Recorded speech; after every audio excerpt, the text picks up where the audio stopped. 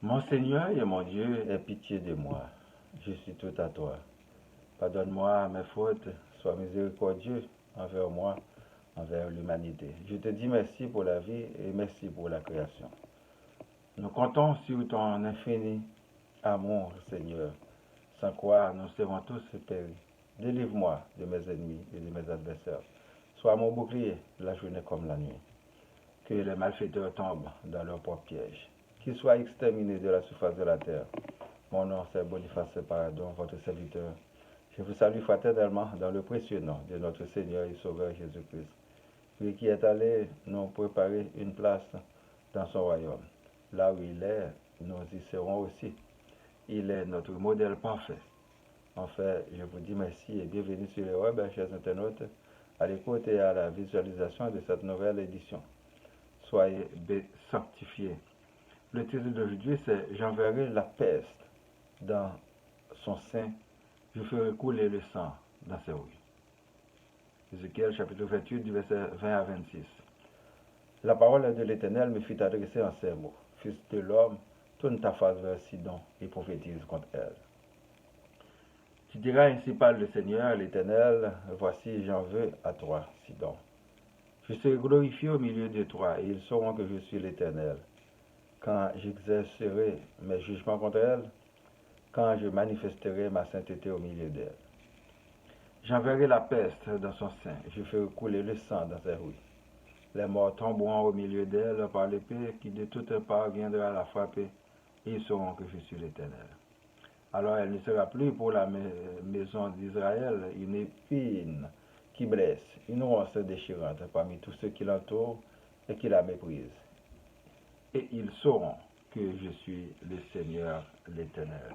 Ainsi par le Seigneur l'Éternel, lorsque je rassemblerai la maison d'Israël du milieu des peuples, où elle est dispersée, je manifesterai en elle ma sainteté aux yeux des nations, et ils habiteront le pays que j'ai donné à mon serviteur Jacob. Ils y habiteront en sécurité, et ils bâtiront des maisons et planteront des vignes. Ils y habiteront en sécurité quand j'exercerai mes jugements contre tous ceux qui les entourent et qui les méprisent, et ils sauront que je suis l'Éternel, leur Dieu. Pour la prédication. Mes frères et sœurs dans le Seigneur, que la grâce et la paix de Dieu vous soient données en abondance. Tous les modes qui essaient de comprendre l'univers confrontent automatiquement la mission impossible. Nous devons faire ce que nous sommes capables de faire en allant vers l'avant. Du sang coule dans nos villes malgré la présence constante des forces de sécurité. Nous ne sommes pas vraiment en sécurité. Et on peut admettre que même ces forces de protection ne sont pas non plus en sécurité. Plusieurs fois, les gérants des zoos sont déchiquetés par des animaux sauvages. Des hommes et femmes d'État ou en autorité sont abattus par des malfrats. Où en sommes-nous dans tout cela? Nous ne pouvons résoudre aucun problème en niant l'existence de Dieu. Et en diagnostiquant un problème, nous en sommes près d'une solution plus ou moins idéale. Certainement, nous sommes capables de résoudre certains problèmes, pourtant d'autres nous dépassent grandement. S'il n'y avait pas de problème, personne n'aurait cherché l'Éternel Dieu. Nous saurions miser sur notre propre intelligence, sur notre propre capacité, sans avoir recours à personne et à lui. La vie n'aurait aucun sens. Voyons comment la concurrence nous aide à mieux perfectionner. Nos semblables nous poussent à agir différemment dans le bon comme dans le mauvais sens. Il y a des moments où nous sommes frappés par des catastrophes naturelles et humaines malgré notre prudence. Cela nous amène à penser que des forces invisibles peuvent avoir le dessus sur nous. Nous connaissons une infime partie de l'histoire du monde. L'Éternel Dieu contrôle tout depuis la création. Il peuple la planète Terre et son royaume céleste souverainement. Des innocents réclament justice et vengeance de la part du Seigneur pour satisfaire leurs demandes et pour les rendre justice. Des méchants vont subir la colère de Dieu. Comment? Personne ne sait. L'Éternel Dieu crée. Ce n'est pas à nous d'en détruire. En détruisant les autres, nous sommes en train de s'autodétruire car l'un en a besoin de l'autre. C'est la règle générale. L'Éternel Dieu veut qu'on sache qu'il est bien vivant, qu'on doit le chercher afin d'avoir la vie. Jésus dit qu'il est la vie et la résurrection. Celui qui le voit, voit le Père. Le Père est en lui et il est dans le Père. Nul ne vient au Père que par lui. Continuons à marcher avec le Seigneur Dieu. Son Fils Jésus nous a richement enseigné en ce qui concerne le Père. Arrêtez de prendre l'ennemi pour Père, le menteur depuis la création du monde qui veut remplacer Dieu. Beaucoup d'entre vous sont aveuglés par des gains faciles, par l'amour de l'argent, l'amour des richesses, assoiffés du plaisir de la chair à n'importe quel prix. Si vous persistez, la colère de Dieu sans préavis peut se manifester contre les malhonnêtes dans la ville ou le pays. Le salaire du péché, c'est la mort. Haïti chéri, ancien déporté du continent africain, ressaisissez-vous, réveillez-vous. Il est minuit moins une. Où sont les Duvalieristes? Où sont les Lavalassiens?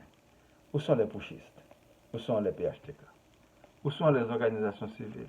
Où sont les dirigeants de religion? Où est la population? Où est la diaspora un peu partout? Où sont les Haïtiens conséquents? Où sont les gens de bien? Vous êtes tous et toutes au pouvoir. Unissons-nous pour faire quelque chose pour les moins nantis, les enfants qui n'ont pas la possibilité d'aller à l'école. Donnons-les la chance de s'instruire. Forcez les gouvernements et les responsables à investir massivement dans l'éducation au lieu de détourner le budget à des fins personnelles. Nous ne vous demandons pas de juger et de condamner pour l'amour du vrai Dieu. Les enfants sont en train de payer de leur vulnérabilité des conséquences de nos inconséquences.